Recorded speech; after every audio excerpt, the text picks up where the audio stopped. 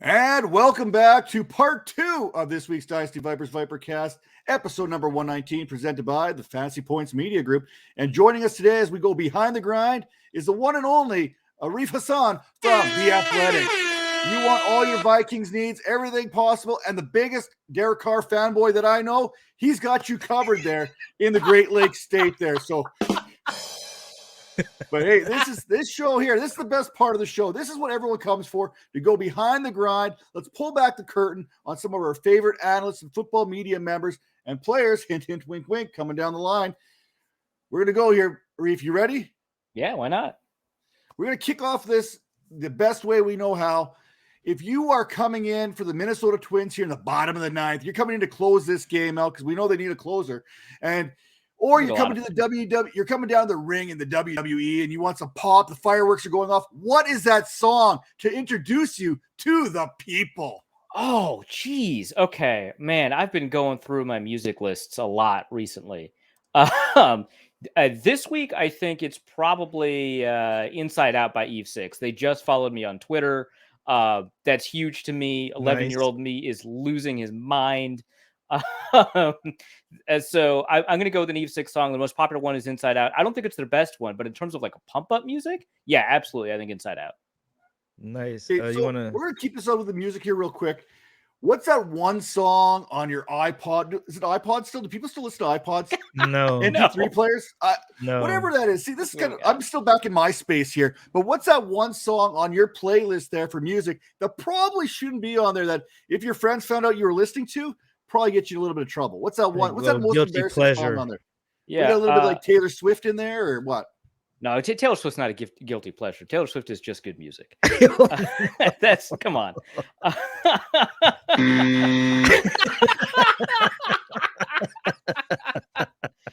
Let's see what we got. How about Welcome to the Black Parade by My Chemical Romance? That's the guilty pleasure. That one. I went to a James Madison homecoming game, full disclosure, not a James Madison alum. I just like them because they beat NDSU once in the national championship game, and I've become a lifelong fan. So I went to their homecoming game in Virginia, and the band played Welcome to the Black Parade at halftime. It ruled. And so I've decided, yeah, fine, I'll just embrace it. I'm a My Chemical Romance fan. Gerard Way produced the Umbrella Academy series. That TV show rules. So now I'm an MCR guy. Nice. We all know like sports are really important for all of us. Kind of growing up, we all talk about sports. But did you play any sports as a youngster? And a second question to that is like, who were some of your favorite teams? Who were some of your favorite players growing up? Yeah. So I primarily played soccer growing up. I was a left fullback. And I thought I was pretty good, but every kid thinks that, right? So, but I was. My mom tells me I'm special all the time, even today. It's a different kind of special, Matt. Yeah, my parents were never particularly kind. I was surprised they showed up to my game. They were like, "When does this end?" All right, we'll come back then. Oh, man. but favorite players growing up: Brazilian left fullback Roberto Carlos, remarkable free kicker, excellent defender. I also was cheering for Liverpool growing up, which it sucks that I'm not as much of a Liverpool fan now because they can like win stuff now. But growing up, they weren't doing a lot of that. They were winning games, but not leagues or cups. And I like Steven Gerrard a lot. So those are the soccer players that I liked. Football, I didn't really get into football until college, actually, but I did play football. So I wasn't watching football, but I was a slot corner. I'm 5'4". There was really no other position I could play. So I was a slot corner for my team. Our team ran base defense a lot. So I didn't end up on the field very, very often. And once I was complaining to my coach, like, hey, you should put me on the field. The coach did not like getting lip from an 8th grader, which in retrospect, I understand. And he's like, fine, you get to be put on the field and put me in at defensive end. And I got absolutely smashed, flying everywhere. So that's my football history. That I played football in 8th grade, and that's it. So Yeah, that's what that coach really didn't like you at all. That was a mean move on his part. well, I was giving him lip, I guess. I don't know, but that's my football career. And then in high school, I stopped playing sports. I started doing stuff like speech and debate and chess club and stuff like that. Nice. You can tell because he speaks, reads, and talks a lot better than I do. I mean, none of that experience. Right. So you kind of mentioned getting lit right up there at defensive end. What were some of your favorite sports memories growing up there? Like, do you remember? I don't know what to impose how old you might be, but do you remember those Minnesota Twins teams that went to the World Series and hearing about them, the Paul Molitor, the Kirby Puckett type days, or watching? Like, what were some of those early sports memories that you kind of can recall? Those World Series Twins are just outside of my memory range. I was like 4 or 5, and so I didn't really get to watch a particularly successful Minnesota franchise at all. But I do remember Gopher women's basketball with Lindsay Whalen making a run until they were knocked out by UConn and Diana Taurasi. That was a ton of fun. I remember watching Brazil in the World Cup in 1998, watching Zinedine Zidane headbutt a guy that ruled. I loved that, actually. And then I find out he was like, someone shouted a slur at him, and I was like, yeah, absolutely, 100%, dude. I'm behind you. I wasn't cheering for France at all, but I got it. So that was cool. I remember watching Kevin Garnett and Sam Cassell doing the Onions dance, Latrell Sprewell, that playoff run, getting knocked out by the Lakers. A lot of really fun memories like that. I remember watching Michael Phelps in the Olympics. Holy crap. That was maybe the most fun I've ever had watching the Olympics. And I love the Olympics. I didn't get to watch very much this year for a bunch of other reasons, but I'll watch like curling, ice dancing, ice skating, swimming, track, steeple, whatever. It doesn't matter. But Michael Phelps swimming, that was really remarkable too. So those are probably up there. I love watching the World Cup. I loved when in the Women's World Cup, when the United States beat Nigeria, I think it was 7-1 after Nigeria scored the first goal. And the U.S. women's soccer team was like, absolutely not. No way. Can't do it. And they scored 7 goals in response, winning the final against China in overtime on penalty shootouts. Some really fun moments. Yeah, for sure. I know you went to the University of Minnesota. You got that. You're a Golden Gopher, I think, right? That's kind of, or a Gopher now. I don't know if they still got the Golden part. I'm not too sure. Yeah, the mascot's name is Goldie. So yeah, no, for sure. All right, perfect. I'm still on par. I still got my research. You got it. Still checks out. What are some of those crazy stories from your Golden Gopher days? Like, you remember, like, how do you remember your college years? Was it like, did you just get a chance to storm the court during some of those basketball games? Like, were you that guy? Did you tear down a goalpost? Like, what are some of those crazy stories from Minnesota? So there's not a lot of reason to attend Gophers sport, especially while I was there. And here's the problem. I grew up in Grand Forks, North Dakota before I moved to Minnesota. And that means I'm a UND hockey fan, which means I cannot go to Gophers hockey games. So the one successful program they have, I hate, even though I'm attending the University of Minnesota. So that was out.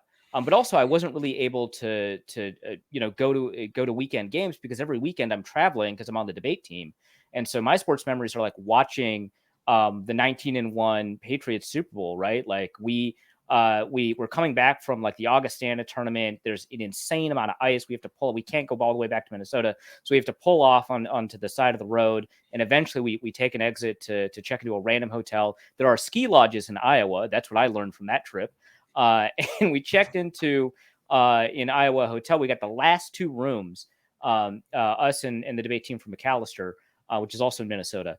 And we just in time to watch the Super Bowl. So someone went out for a beer run. At the time, I didn't drink, so everybody else was drinking. I was the sober one. That was not a remarkable experience, but the fact that 9 people drank 160 beers and no one died, and we got to watch one of the greatest Super Bowls of all time.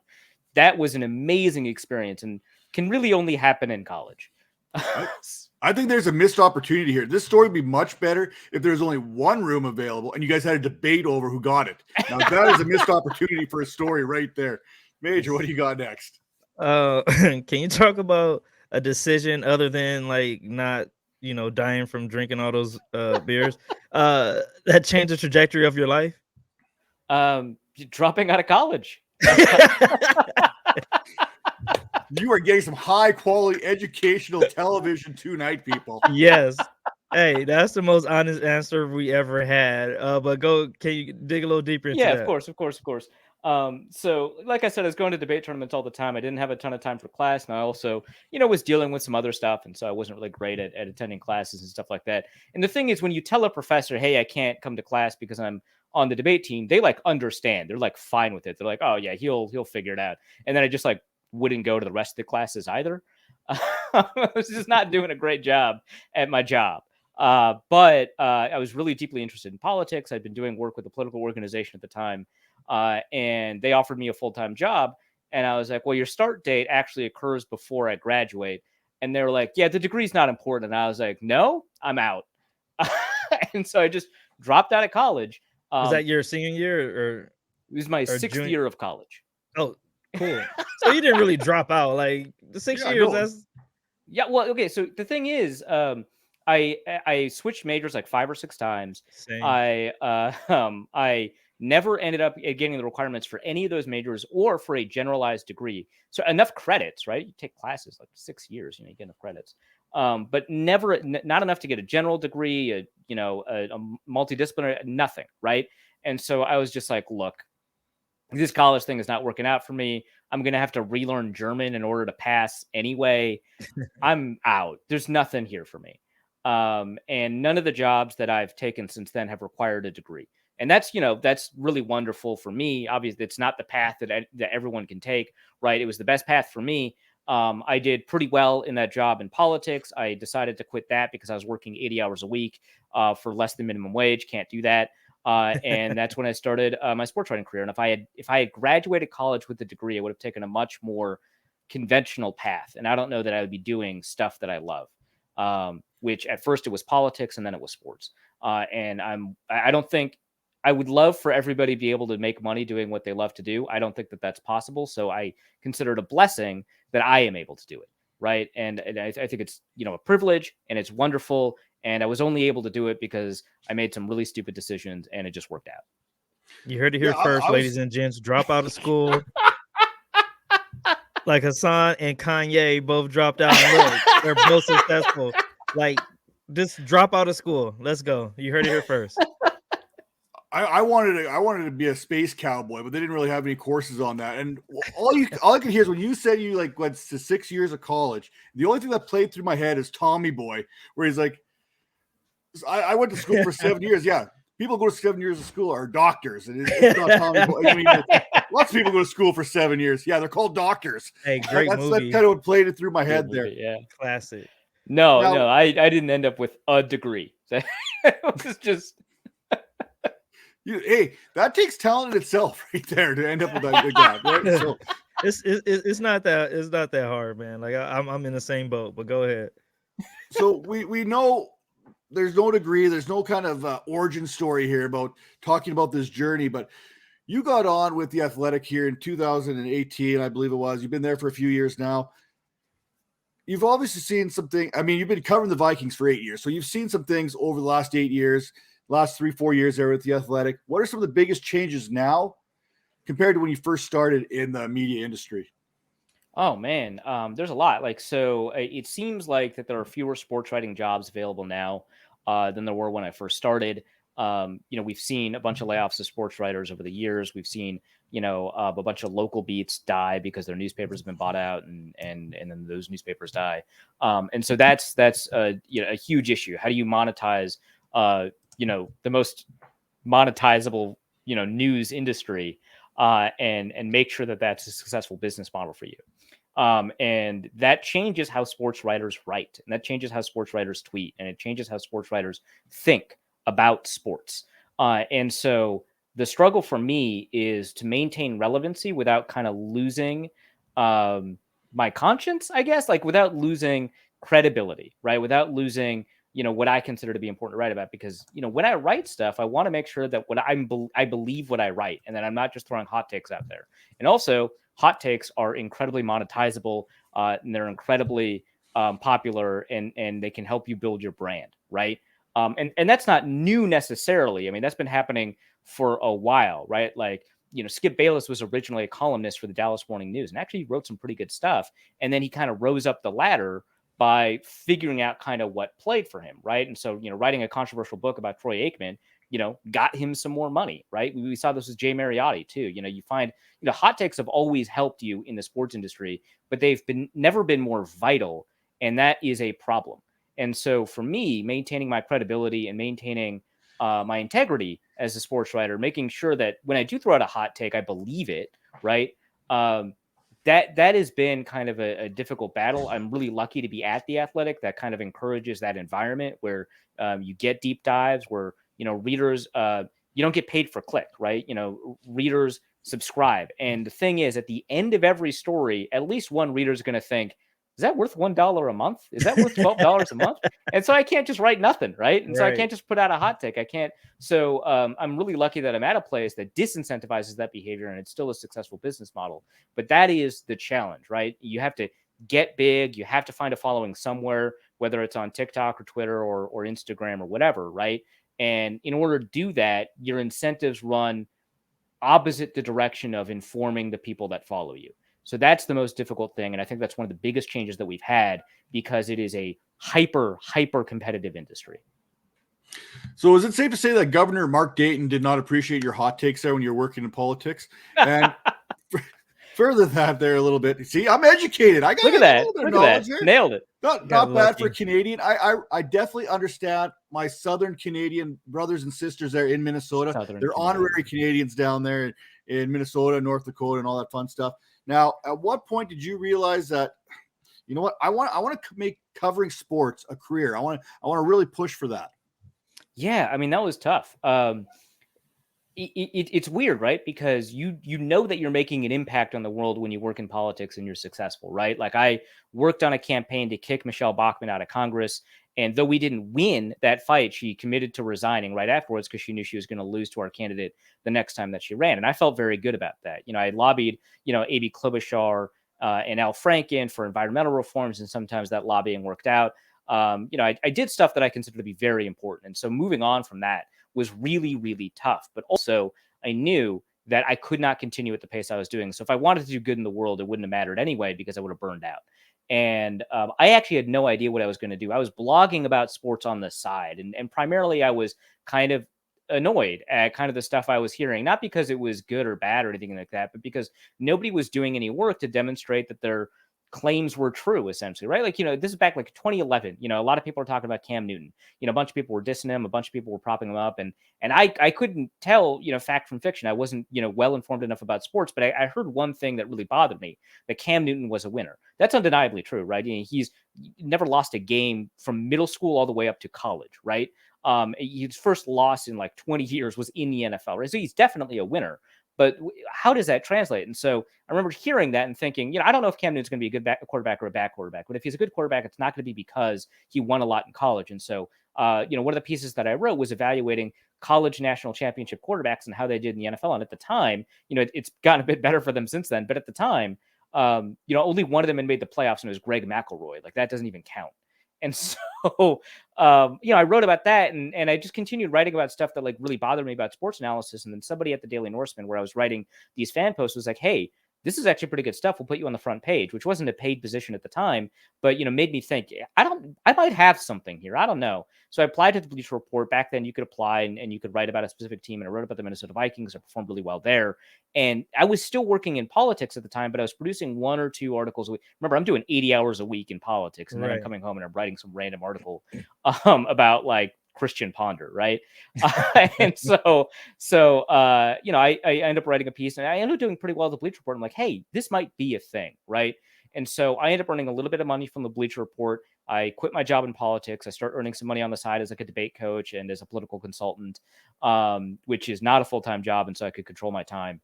And that kind of led me down the path of saying, hey, maybe I could do this. Somebody offered me their blog as the editor-in-chief. I could earn all the ad revenue. And from there, which was Vikings territory, I'm forever grateful to Adam Warwas for doing that for me. And from there, I just kind of was able to grow my brand. My Twitter following grew a lot. A lot of people started reading my articles. I could market myself to places. I pitched freelance stuff. And I ended up getting a job. And so It was really very gradual process, and it never occurred to me that I could do this as a job until somebody told me outright, hey, you could do this as a job. And I was like, oh, yeah, that is a job that people have, isn't it? Yeah, I could do that. So Right. it's kind of how it happened. It was really late in my career. I just knew that I couldn't be doing politics for any longer. So let's get like a little more intimate question here. What's in your YouTube playlist? I know you got like some beard videos. You got some Little Manscaped, little right, little how to keep your head bald. Like you got some of that going on. You got what else you Yeah, so got? Some Kirk Cousins highlights. What's in your YouTube playlist? not a ton of football stuff on my YouTube playlist, honestly. I get my fill of YouTube, or my fill of football. Um, I watch YouTube a ton. It is my primary form of entertainment. I don't do a bunch of Netflix, Hulu, or HBO or anything like that. I mean, I will watch a show. Like I made sure to watch Ted Lasso. I'm probably gonna end Great up making show. time for Euphoria. Yeah, but for the most part, I'm not scrolling Netflix. I'm scrolling YouTube. I love food YouTube. So binging with Babish is really great. Food Wishes is really fantastic. Serious Eats is really incredible. I do a lot of tech YouTube, so like computers and stuff like that. So Gamers Nexus, Linus Tech Tips, a bunch of stuff like that. I do a lot of politics YouTube. That shouldn't be a huge surprise. I'm still very interested in stuff like that. Sometimes like video essays, like H Bomber Guy, Sean. They do political video essays, which are really nice, and then also media video essays from like Sarah Z, and other media commentators that I think are really good. So yeah, it's a wide variety of things, food, politics, media analysis, just random video essays like, yeah, why is this like this sort of stuff. Mm. And just some random channels like the Lock Picking Lawyer. They're like 2-minute videos where he just picks locks. I love it. He's just good at picking locks. That's it. Sometimes locksmiths get mad at him and send him a lock. They're like, hey, I bet you can't pick this. And he does it. I don't know why. I've watched like 100 of his videos, man. That's funny. so I have so to yeah, there's a catch up bunch on of stuff that. like that. Yeah. That's a I, great list, man. That's a really great list. I mean, I can sit look at mine. Mine's a lot of the Vipercast videos because someone has to watch this, and then it's a little bit of Peppa Pig in there, a little Mr. Beast. I mean, it's like a communal YouTube playlist. The kids get a hold of it. Really messes with the algorithm. I hope no one like ever tries to understand me as a person by looking at my YouTube playlist because it will throw you completely off. Now, we've talked about politics here a little bit, and that's something maybe a lot of people don't understand that background of you. What are some other things that maybe people that are watching this don't realize something about yourself that you want to share with them, like that maybe people don't know about yet? I'm pretty open, right? So I talk a lot about kind of my background and my history. So I talk a lot about politics. I talk a little bit about the music I'm into. I'm super into like 90s alt rock and stuff like that, like Third Eye Blind and like and the pop punk stuff, like Blink-182 and Green Day. So there's a bunch of that, right? I have a speech and debate background. I talk a lot about that. Debate has been really formative for me. It's the reason I dropped out of college. So I don't know. I'm pretty open about a lot of that stuff. I mean, my politics are really radical compared to other people. So that sometimes people don't really get a sense, like, they know that, I've taken a side, right? But they don't know kind of that I haven't really. I hate both parties from one end of the political spectrum. And that my political views are not necessarily mainstream. So you kind of have to pick up on that. But yeah, that's kind of it. Like I used to be super into, doing lobbying work and electoral stuff. And I still think that stuff can be very important, but just in terms of helping people, I think that, your politics can exist outside of, voting for the right person, right? You're doing good in your community and stuff like that. So Real quick question before you go too far on that. Something yeah, really like sparked what you said, the politics thing. What do you think about the whole politics and sports thing? Like people say they don't want sports in their politics and stuff like that, or vice versa. What are your thoughts on that? I think that everything is political, right? Yeah. I think that all politics is how we negotiate how society should operate, whether Right. that's through norms or morals or laws or whatever. Laws are just rules that the cops follow, right? And sometimes maybe they don't, right? But that laws are just like laws are just rules of behavior that are enforced, with violence, right? And that's just how a law works. If you don't do it, you get fined, and if you don't pay a fine, you go to jail. That's violence, right? That's normal. All politics is violence, and all our social norms are negotiated between us in terms of like the way that we operate. Well, what are sports? They're a product of society, and they're a product of the things that we care about in particular in society. We talk a lot about, sports teach, young people these values, right? They teach us the importance of teamwork, or the importance of ambition, or the importance of hard work. All of that is true. And those are values that we hold. Sometimes those values come in conflict with each other, right? What happens when ambition and teamwork come in conflict with each other? In some sports, it doesn't matter. Like in tennis, not a huge thing. Football, an enormous thing, right? Basketball, somewhere in the middle, right? And so you always have to negotiate these values. Well, you can't keep sports and society apart. And people are products of their society, and those people also are sometimes athletes. And so athletes come from different social backgrounds, and so they kind of have to negotiate that, and they'll have different values. And that is one of the things that makes teamwork really important, is knowing that a bunch of people have different values and figure out a way to negotiate those differences in order to succeed at a common goal. Now, sometimes those values are so important to them that, and I think that this is fine, that it takes a priority over the goal that you have as a team. Again, I think that that's fine, because things are more important than sports. And so when you have somebody who's a product of their environment that sees something wrong in society and they have a platform, I think it is ridiculous to think that they wouldn't use it. So I think everything is political. And I think that the way that we see the world in terms of how we operate is really the way that we should think about politics, how we negotiate how society should operate. And if a microcosm of society isn't political, then nothing is. Oh man, that is a perfect answer, dude. That was the best answer I've ever heard. I agree with you 1000%. What like changing like direction just a little bit. What are some of the more memorable interviews or podcasts you've had? My favorite interview was with Alan Page, former defensive tackle for the Minnesota Vikings. I personally think he's the best defensive tackle of all time. But the most important thing about him is not that he played football. He ended up becoming a Supreme Court justice, the state Supreme Court justice for the state of Minnesota. Remarkable human, incredible person. Ran marathons while he was a football player, and then attended law school while he was a football player, earned a Juris Doctorate, and worked his way up the legal chain after he left football, and made it important for him to value things like justice and equality and fairness. And one of the things that he has in his office, or he's retired, but one of the things that he had in his office were a bunch of relics of the Jim Crow era to remind him of the importance of law, both in terms of the good it can do, repealing segregation, and the harm it can do, like segregation. And so the ability to talk to him about the arc of his career, about so many things that I'm interested in, about the values that we share, was really remarkable. I ended up having a 40-minute conversation with him about, man, how are you so good at football, man? You've got more sacks than any other defensive tackle in history, right? And that seems important, right? And then how did you become not just a good lawyer, but like a history-breaking lawyer, somebody who rose to the highest echelon of law in the state of Minnesota, and someone who's so impactful that their legal interpretation and their decisions change the way that law operates and the way that we behave. Right. And then he started this foundation, the Alan Page Education Foundation, because he thinks education is the way that you can overcome a lot of the social problems that we have. And I talked to him about that and the importance of that. So that was my favorite interview, talking to him about all of that. So that's up there. I've had really good conversations with players like Eric Hendricks about, both in terms of football and in terms of the good work that he does off the field. He works with,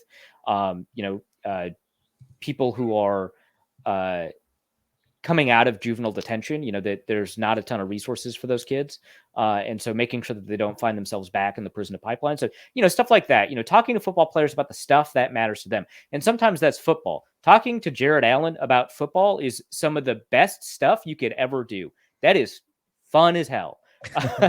Yeah, I don't like Jared Allen cares a lot about stuff like off the field. He does a lot for like veterans. He builds homes for disabled veterans. He does really good stuff, right? But he is very passionate about football. And so if you ask him any football question, he'll just go. So I love talking to players about stuff that they're passionate about. And so those are like maybe those three players are probably the most passionate players that I've talked to in some of the best interviews I've had. So that kind of leads into my second question. Have you had an interview you went in thinking a player is one way and left the interview thinking like, oh, this is a totally different, it's a good or bad, Right. Former Minnesota Vikings offensive tackle TJ Clemmings, who has since then has had some issues off the field. Not he hasn't hurt anybody, but just had some personal struggles of his own. But the watching him on film for Pitt, he was a pretty mean player, right? Which is why a lot of people projected him as a first or second round player. A foot injury dropped him all the way down to the 4th round. He was a remarkably aggressive player in a good way, right? And you talk to him, and he was extremely thoughtful and deliberate and soft spoken, and went out of his way to make sure that he was always picking the right words. Not because he was concerned about, getting clipped in a soundbite or anything like that, making sure that he was going to get caught, but because he never wanted to say something that he didn't think was true, kind of in the same way that I'm talking about my writing. And so he always made sure to answer every question very deliberately and thoughtfully. And I thought that was like a really kind of eye-opening, because I was pretty early in my sports writing career. So that was a really eye-opening experience about the way a player plays on the field and the way that they act off the field sometimes can be completely different, and sometimes in very positive or negative ways. You're mute, I almost forgot to take myself off mute there before I started talking. Man, I think maybe we found ourselves a little bit of an in with some Minnesota Vikings players for future podcasts. There you go. But in all seriousness, how hard was it not to talk to Alan Page about Jim Marshall running the other way? And this is probably why I'm not allowed to talk to players. Oh my gosh. Is it hard not to bring something up like that? Or is that one of those things like I should talk about it, but I don't want to even ask this question, because even after 55, 60 years, this may still be one of those. Right. Oh. It's always in the back of your mind when you're talking to like a Purple People Eater. I was also talking to, it was Gary Larson, I think. It was the nose tackle among the Purple People Eaters. And it's in the back of your mind, right? Like, you just like, hey, did you see him run the wrong way? Like, what were you thinking when it happened, right? And for me, the important thing was like, what story am I trying to write? And so I always wanted to ask, if I came out of an interview not having asked enough questions to be able to write my story, I mean, that interview is just a failure, right? And so my own fear of failure is why I didn't ask that question, but I was dying to know kind of, what that was like. And the thing is, like, every so often, the Vikings will trot out, the top 50 players of all time, and Jim Marshall is on that list. And so sometimes you get some conversations with players that played with him or him himself, or, like Fran Tarkenton, and somebody in the media might ask Jim Marshall this question. And I'm always like, Jesus Christ, right there, man. But yeah, I mean, it's our job to ask tough questions, but like, this is asking somebody about the most embarrassing moment of their life, like 40 years after the fact, 60 years after the fact, right? Which is a little bit different than like asking Mike Zimmer why he didn't call the timeout, right? And so, and he's been like very graceful about it and stuff like that. He doesn't get mad at people who ask the question, but like, it is something that I'm like, but like, what did you think though? Like, were you mad? Did you punch him? What happened? So it's tough, but my own fear of failure, not being able to write the piece that I want to write, is kind of what drives me there. I love those answers there, because all your interviews was about going in deeper, not just about football. I mean, you could talk football. That's great. I mean, behind the grind, this series that we're doing here right now, getting to know the analysts, the NFL players, past and current, present, present as well. I mean, and talking about members of the media, it's about going deeper. It's about finding those other topics of conversation, having some fun while doing it. But everyone's got that story. Everyone is more than what you are accustomed to seeing. I mean, whoever that might be, you might see him at the Athletic. Arif Hasan, we might see you as a sports writer, but you're so much more. We've talked politics and gone deeper, and that's what this series is truly about, getting a better understanding of each and every person who comes on the show here. If you weren't doing what you're doing right now, let's say politics was not an answer, because 80 hours a week, just that ain't right, man. That doesn't sound like fun at all. I don't even like watching my kids for 80 hours a week. If you weren't doing that, what would you be doing right now? Obviously, with none of those diplomas that you got out of college. Right, yeah. No, my 0 degrees. Yeah.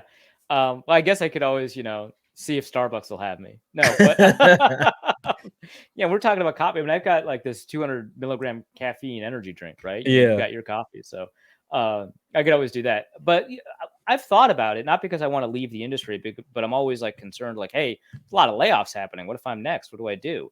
And if I can't get back into sports, what happens, right? And so I've thought about it, and honestly, I mentioned how much I love YouTube. I might, start doing YouTube stuff. I mean, I've talked to Brett Coleman. I don't know if you've had the chance to have him on, but certainly ask him if you do. And he's a really engaging guy. But he's really successful on YouTube breaking down football. And I don't know if that's what I would do right on YouTube. But that's something that has come up, in terms of like what I think I might have to do or might want to do.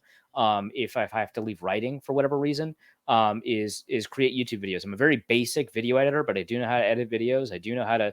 I've got a pretty decent recording setup. This is actually our second one. My basement flooded, so I wasn't able to show my actual recording setup. But it's actually a pretty good recording setup, and I'd be able to do that. Or if I'm not doing football, I might be able to do YouTube analysis in the same way of those YouTube personalities that I just talked about, like Sean and H Bomber guy and a bunch of other people that I end up watching, that I really like.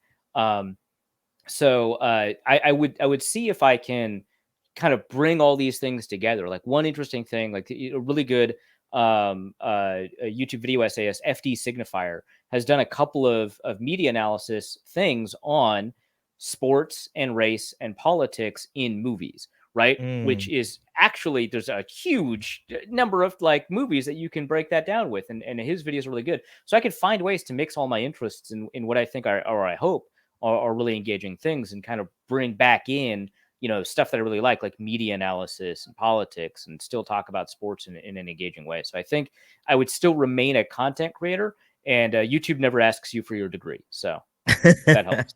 You got one subscriber here, man. I'm subscribing to that. What have you learned through all your years of covering sports in the media? And maybe more importantly, what has it all taught you about yourself? Oh man. I think so. One thing that you learn in debate is to adopt the position of the person you're disagreeing with to better understand kind of what's happening, right? To better understand. And I mean this from a winning perspective. I don't mean like, to be a better person or to be more educated. In order to win debates, you have to know why your opponent thinks what they do. It turns out it helps you become a more educated person and a more thoughtful person.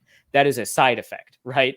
But that was something that I thought I could bring in, and I feel like I have, but because everybody in debate comes from very similar backgrounds, or at least has a very similar viewpoint of the world, it was much easier for me to do that.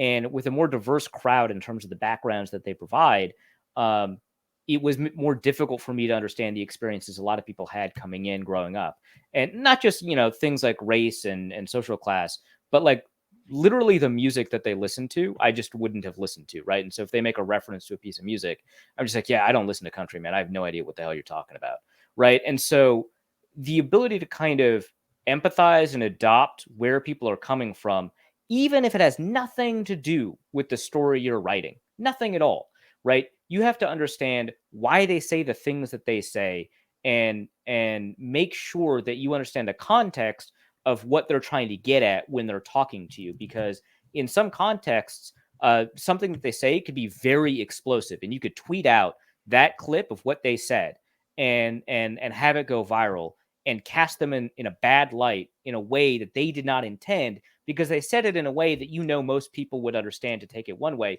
But in your head, because you're empathizing with them and you understand kind of what their background is, where they're coming from, that they meant something else. And so that's something that I learned, is that empathy means more than understanding just like the argument that somebody is making and why they're saying it. It means where they're coming from when they say it. And so that, I think, has been really important to me, is trying to figure, and it's made me much better, like interview question asker. It makes me better at pressers. It makes me understand kind of what people want to talk about, don't want to talk about. And like even learning how to sequence questions, right? Asking the questions that are really uncomfortable near the end of the presser so they don't clam up, and not give you answers to the easier questions that you're going to ask later. Ask the easier questions first, ask the tougher questions later. Make sure you ask the tougher questions, because that's your job. But, making sure you can get as much information as possible. It kind of depends on the person, and make sure you develop a strong relationship with them. Man, great answer. Perfect segue right there. So this part of the show I love. It's like where you get to give a shout out to pretty much any and everyone who helped you during your career or helping you out in your career. Who's some of the people that helped you out? Yeah, no, absolutely. So I mentioned Adam Warwas, who no longer is a Vikings blogger, but ran the website VikingsTerritory.com and just gave the website to me for me to be able to run. I wouldn't be able to do this without him. So, absolutely thanks to him. Big shout out to Tom Schreier, who ran Zone Coverage, the website that hired me right after Vikings Territory. Big shout out to my colleague, Sam Ekstrom, who helped me learn about more traditional reporting because I was blogging on my own, right? I did not know how to be a journalist in the same way. I was picking it up by watching other journalists, but Sam Ekstrom, really taught me how to write like a reporter. And that was really cool. He's still, he's with Purple Insider now. So he's still covering the Vikings. He does really excellent stuff. Absolutely shout out to the entire Daily Norseman team. They're the first people to kind of recognize that this is something I'd be able to do. So that means Chris Gates, who runs the website. That means Eric Thompson, who does a lot of writing for them. Ted Glover, who was doing a lot of work for them. They took me under their wing and helped me out a lot there. So they were the very first people. So absolutely shout out to them. And of course, my current group, my team at The Athletic, my first editor, Zach Pierce, has done a really wonderful job developing my writing skill. Chad Graff has taught me a lot about what it means to cover a team from a professional perspective as a colleague, for sure. I think that he's done a really excellent job. I think Lisa Wilson, the national editor at The Athletic, does a great job. My current editor, Adam Hirschfield, has helped me out a lot. So those are the people that have been really remarkable to me, helped me a lot in terms of my career. And I hope that what I provide back to them or to other people is a fraction of what they've been able to give for me. Nice. And you've been giving some great advice this whole show, but give some advice for those of us trying to make it in this industry. Well, it kind of depends on the medium that you're breaking into, right? So if you want to be a video producer or a podcaster, the advice is a little bit different than if you're trying to be a sports writer. But I think that my advice would be to write and read as much as possible, or podcast or video produce and watch as much as possible, listen as much as possible. And I don't necessarily just mean within the genre that you're writing or reading in. I mean everything. So my writing has improved because I'm reading, these young adult apocalyptic novels that most of them aren't even that good anyway, right? I'm reading history books. I'm reading, these books on, like anthropology. I'm reading like these fiction books. I'm reading really good sports writing over at The Ringer and at The Athletic, and at, the stuff at Grantland was really nice.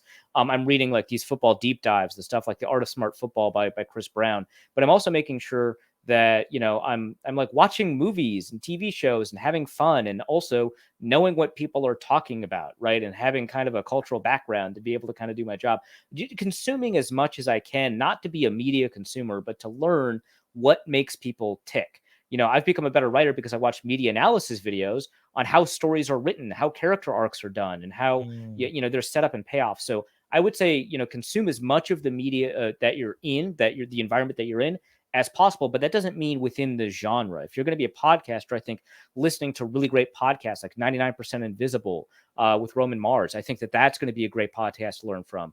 Some of these politics or news or current events podcasts will help you. Some of the obviously football podcasts would be pretty big. Gambling podcasts to see kind of how they approach things from another direction. So I think that listening to a diverse range or consuming a diverse range of media is going to be really important. It's going to make your writing stand out because only you have your background. If you're consuming only football content, so are a bunch of other people. And your football content is probably not going to stand out. If you're making a metaphor, the only metaphors that you can make are the ones that people have already made. So if you're reading like really, like even if you're reading like bad YA, right, young adult apocalyptic novels, or even good YA, like if you're reading The Hunger Games, right, you can make a reference to the Hunger Games in a piece that you're writing, or you can at least think, like, if the book made you think, you can think about something in a different way.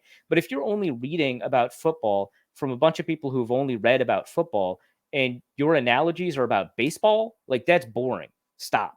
Read other stuff, right? And figure out kind of what people are talking about and develop a unique writing style by being the only you that there is. What if you're reading about YA Tittle? I mean, that's important. That's important. Great photo, man. Great photo. I was just sticking with the YA theme here. Come on now. Don't be hating on me. He just gave ready. like $1 million worth of advice, and then you just poo-pooed all over it. Thanks, Matt. Thanks, buddy. New York Giants great YA tittle. I'm just trying to wrap everything back up in a nice little bow. That being said, hey, we're pushing 90 minutes here right now of Sorry. uncut, nonstop podcast gold here. I mean, there's not even like that dead air, that kind of like, oh man, what's coming out next? Because 9 times out of 10, I don't even know what's coming out next. But hey, 10 times we out of got 10. to start wrapping this up here. And if you want to check out more Major at Way Too Major FF on the Twitter machine, he's doing some spaces kind of stuff there. And every Sunday during the football season over at Fantasy Points, him and Nick Scripp are doing a little bit of a prop betting type Sunday morning type show. You're going to want to get on that. And Arif, you got to check him out here on the Twitter, just how it sounds right now. Arif Hasan at Arif Hasan on Twitter, ArifHasanNFL on the Twitter machine. And the one thing we haven't really talked about, we know he's at The Athletic. We know all this other stuff. You can also catch the at Wide Left podcast. I think that's still a thing there. Political takes. You want to go deeper. You want that more information, and you don't want me to interrupt it with some YA tittle comment. Head over there right now. Catch some of those podcasts. Did I miss anything? Arif, did I miss anything you want to kind of throw out there? No, you got it. All right. Now the moment that Major's been waiting for. It is time for my outro. And I'll keep it simple because I don't want to wreck the entire show that had all these deep conversations because, you know, I'm not deep at all. But I've got some advice here as well that I kind of picked up here. And I bit my tongue for a good portion of the show. I'll share some comments a little after. But some of the things I kind of quickly come to here.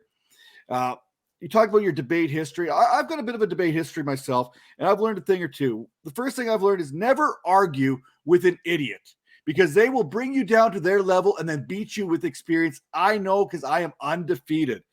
And the second thing before we head off, we talked about the Minnesota Vikings. So I'm going to kind of wrap this up with a little bit of one of Major's favorite type of things, dad jokes here. If you are pondering a career in politics, don't. See you next week.